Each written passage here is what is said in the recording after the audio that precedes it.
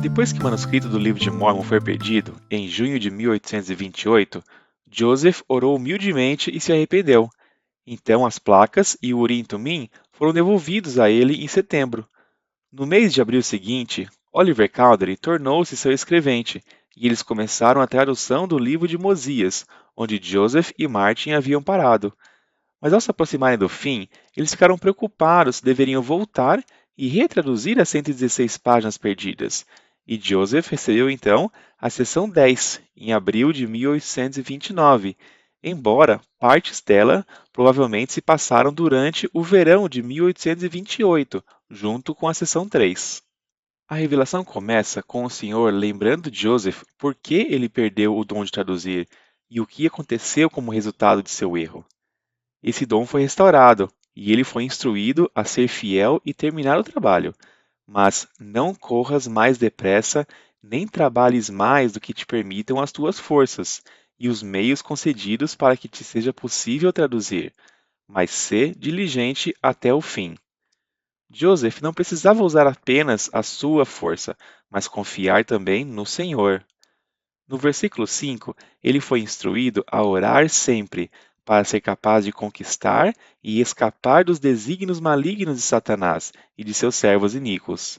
A oração humilde nos dá toda a força de que precisamos para resistir à tentação e é uma das maiores armas para derrotarmos os planos astutos de Satanás. Os versículos 6 a 8 falam sobre Martin Harris como um homem iníquo que buscou tirar as coisas que haviam sido confiadas a Joseph e destruir o seu dom. Lembre-se de que, embora Martin tenha ajudado Joseph dando a ele seu tempo e seu dinheiro, o resultado final foi que suas ações e sua influência acabaram levando Joseph para longe do conselho de Deus e perdendo o manuscrito. O Senhor sabia que Satanás traçaria seu plano astuto para tentar destruir sua obra, incitando o coração de homens iníquos. Mas ele disse no versículo 14 que ele não permitiria que Satanás realizasse seus desígnios iníquos com relação a isto. O Pai Celestial sabe de tudo e se preparou para isso 2400 anos antes, e as ações desses homens ímpios se tornariam sua vergonha e sua condenação no dia do julgamento. Seu plano de salvação para nós foi estabelecido desde o início, enquanto Satanás teve alguns milhares de anos para tentar frustrá-lo, tentando-nos com seus planos astutos e desígnios malignos.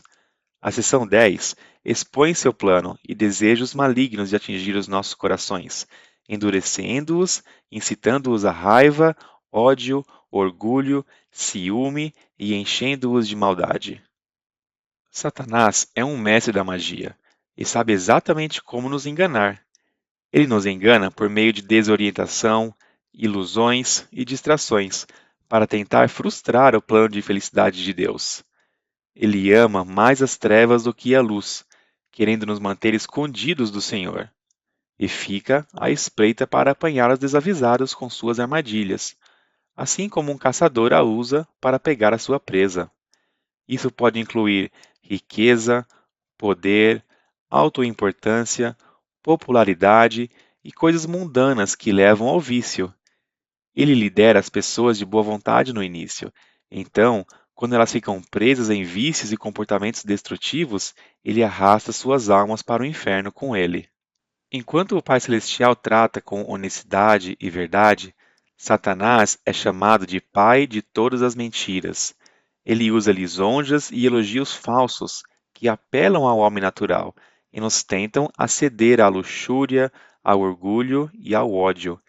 Ele nos incentiva a tentar o Senhor e colocar as nossas próprias condições e exigências a Deus, em vez de alinhar nossa vontade com a dele, e tenta dominar nosso testemunho com argumentos, controvérsias, teorias e zombarias, de modo que começamos a questionar nossas crenças. No versículo 30, o Senhor respondeu à pergunta de Joseph e disse-lhe para não retraduzir as 116 páginas perdidas. Os homens perversos que os levaram planejavam mudar as palavras do manuscrito, e se Joseph traduzisse novamente, eles mostrariam sua cópia alterada e diriam que ele não poderia traduzi-lo da mesma forma duas vezes, porque não era um profeta com o dom da tradução. Seus desígnios malignos queriam desacreditar a obra de Joseph, para que o livro de Mórmon não surgisse nessa geração. Joseph foi informado que o Senhor planejou este mesmo evento 2.400 anos antes. As páginas perdidas continham a tradução do livro de Leí, no resumo de Mórmon das placas grandes de Nefe. Embora essa parte contasse sobre a história secular do povo, Nefe recebeu o mandamento de escrever sobre sua história espiritual em outro conjunto de placas, chamadas placas menores de Nefe, que cobriam a mesma época. Mormon foi inspirado a anexar essas placas menores de Nefe ao seu registro, para um propósito sábio que ele não entendia. Assim como Nefe foi ordenado a escrever as placas menores para um propósito sábio que ele também não entendia. Devemos ser muito gratos por esses dois profetas terem obedecido ao Senhor, embora não soubessem por que o estavam fazendo, o que é uma grande lição para nós, sempre ter fé e confiar no Senhor em todas as coisas.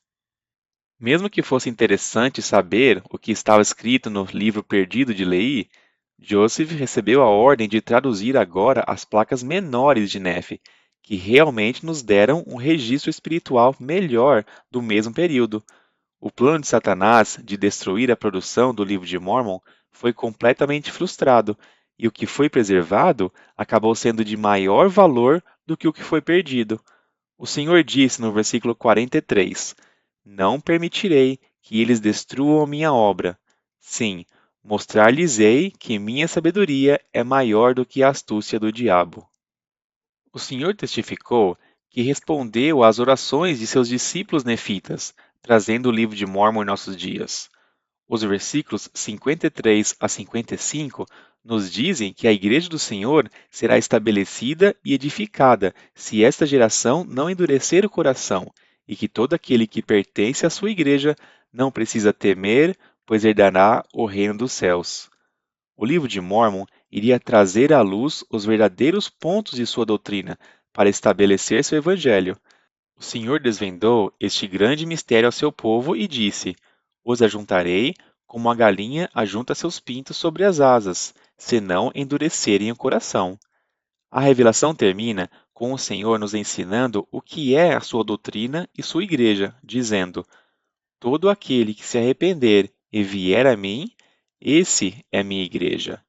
Ele disse também que não deveria ser declarado mais ou menos do que isso, e todo aquele que for da minha igreja e perseverar até o fim, eu o estabelecerei sobre minha rocha, e as portas do inferno não prevalecerão contra eles. Essa revelação foi dada um ano antes da igreja ser oficialmente organizada, e aprendemos nesses versículos que o Senhor vê todos os que se arrependem e vêm a Ele como sendo de sua igreja. No início de maio de 1829, o pai e o irmão de Joseph, Samuel, viajaram para Harmony para visitar Joseph e Emma, e em meados de maio, Joseph e Oliver batizaram um ao outro. Samuel se convenceu da veracidade da obra, voltou para Harmony e foi batizado por Oliver. Ele ficou cheio do Espírito e voltou para Manchester, glorificando muito e louvando a Deus. Logo depois, seu irmão Hiram também veio a Harmony para perguntar sobre o Evangelho, e a seção 11 veio como resultado de sua pergunta a Joseph sobre qual era a vontade de Deus para ele na restauração. Os primeiros 9 versículos da seção 11 são muito semelhantes às seções 4 e 6. Eles falam de uma grande e maravilhosa obra que estariam para acontecer entre os filhos dos homens. Falam sobre a palavra de Deus, que é rápida e poderosa, mais penetrante do que uma espada de dois gumes, um campo que já está branco para a ceifa, pedindo ao Senhor e nós receberemos, procurando estabelecer a causa de Sião, buscando não riquezas, mas a vida eterna, fazendo muito bem e dizendo nada além de arrependimento a essa geração. O Senhor disse a Hiram no versículo 10: Eis que tens um dom, ou melhor, terás um dom se me pedires com fé, com o coração sincero, crendo no poder de Jesus ou em meu poder que fala a ti.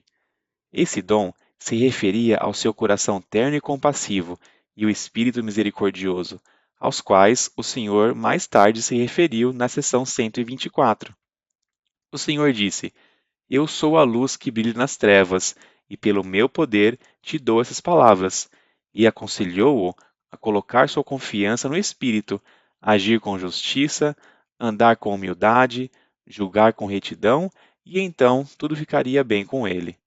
O Espírito iluminaria sua mente e encheria sua alma de alegria. O versículo 14 é muito parecido com Moroni 10:5 no livro de Mórmon, e diz que Hiram saberia todas as coisas que ele desejasse com fé pertinentes à retidão, acreditando que as receberia do Senhor. O versículo 15 diz que Hiram não precisaria supor que foi chamado para pregar até ser realmente chamado, o que é diferente da seção 4, onde seu pai foi informado de que se desejasse servir a Deus, teria sido chamado para o trabalho. Nesse caso, Hiram foi instruído a esperar um pouco mais, até que tivesse a palavra do Senhor, sua rocha, sua igreja e seu evangelho, para que ele pudesse saber com certeza a sua doutrina. O sacerdócio havia sido restaurado poucos dias antes. A igreja não havia sido oficialmente organizada, e todas as coisas precisavam ser feitas com sabedoria e ordem. O Senhor queria usar o zelo e o entusiasmo de Hiram, mas sabia que ele ainda não estava pronto e primeiro precisava de alguma preparação e treinamento para ser um instrumento eficaz nesse trabalho de salvar almas. O Senhor disse a Hiram nos versículos 17 a 20 o que ele precisava fazer para se tornar um pregador eficaz, e que, de acordo com seus desejos e fé, seria concedido a ele. Ele precisava guardar seus mandamentos com todo o poder, mente e força, ficar quieto, apelar ao Espírito, apegar-se a ele de todo o coração e ajudar a trazer à luz a tradução do livro de Mórmon com paciência. O Senhor disse: Não procures pregar minha palavra, mas primeiro procura obter a minha palavra, e então tua língua será desatada. Então, se desejares, terás o meu espírito e minha palavra, sim, o poder de Deus para convencer os homens. Hiram foi instruído a estudar a palavra de Deus já revelada na Bíblia e a do livro de Mórmon, que Joseph estava terminando de traduzir, para obter então tudo o que o Senhor concedeu aos filhos dos homens nessa geração, e todas as coisas seriam acrescentadas para isso. Com esta bênção de obter o Espírito e a palavra de Deus, temos a promessa de ter poder e a capacidade de falar de uma forma que convença as pessoas a crerem em Cristo, arrependerem-se e buscarem o reino de Deus. A seção 11 termina com o Senhor admoestando Hiram e todos que têm desejos bons e lançaram sua foice para ceifar, a buscarem o reino de Deus e serem edificados sobre sua rocha, que é seu evangelho, e se eles o receberem e crerem em seu nome, eles receberão poder para se tornarem filhos de Deus. E essas são as sessões de 10 a 11 de Doutrina e Convênios. Procure por objetos escondidos nesse vídeo que fazem parte da história da igreja ou algo que teria sido comum naquela época, e leia a descrição de cada objeto para aprender sobre a vida no século XIX. Você também pode procurar por essas outras imagens ocultas ao longo do vídeo. Você pode baixar uma página para colorir e quebra-cabeças de atividades para cada sessão no site Etsy em Ponderfun. Visite nossa página no Facebook ou ponderfun.com para encontrar mais coisas divertidas para fazer, e você pode ouvi-las como um podcast. Curta e compartilhe esses vídeos com quem você acha que possa gostar deles, e eu continuarei fazendo novos. Obrigado novamente por assistir e encontrar algum tempo essa semana para refletir.